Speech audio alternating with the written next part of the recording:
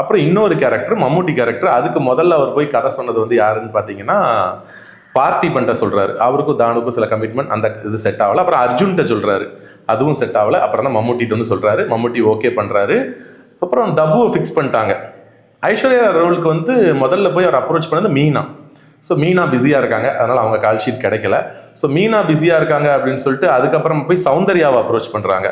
சௌந்தர்யாவும் பிஸியாக இருக்காங்க. அப்புறம் கௌசல்யாவை அப்ரோச் பண்ணுறாங்க, அவங்களும் பிஸியாக இருக்காங்க. கடைசியில் தான் ஐஸ்வர்யா ராய் கிட்ட வராங்க.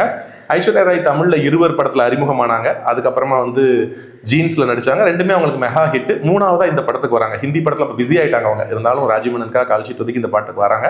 இந்த படத்துக்கு வந்து கதை எப்படி அவர் ரெடி பண்ணாருன்னா, மணிரத்னம் அவர்களோட டிஸ்கஸ் பண்ணிட்டு இருக்காரு. 1811 வெளியான ஒரு நாவல், ஜேன் ஆஸ்டினோட ஒரு நாவல், சென்ஸ் அண்ட் சென்சிபிலிட்டி அப்படிங்கிற ஒரு நாவல். அந்த நாவலுடைய கதையை தழுவி ராஜீவனுடைய வாழ்க்கையில நடந்த ஒரு கதை. அவரும் அவங்க அண்ணன் வந்து இனிஷியலாக வேற ஒரு கெரியரில் ட்ரை பண்ணிருக்காரு. அதுக்கப்புறம் வந்து ஒரு ஆஃபீஸராக வேற ஒரு கெரியருக்குள்ளே போகிறாரு. அதில் நடந்த சில விஷயங்கள்லாம் வச்சு ஒரு 2 அக்கா தங்கச்சிக்கு இடையில இந்த கதை இருந்தால் எப்படி இருக்கும்னு சொல்லி அவர் யோசிச்சு பிளான் பண்ணி பண்ண கதை தான் இந்த கதை. ஸோ இந்த படத்துக்கு ஃபர்ஸ்ட் வந்து தீக்குள் விரலை வைத்தாய் அப்படிங்கிற வரி தான் டைட்டிலாக வச்சுருக்காங்க. அது வந்து பாரதியாருடைய பாடல் உள்ள ஒரு வரி. படத்துலையுமே பாரதியார் பாடல்லாம் வரும். ஸோ அந்த வரி தான் வச்சு ஸ்டார்ட் பண்ணியிருக்காங்க.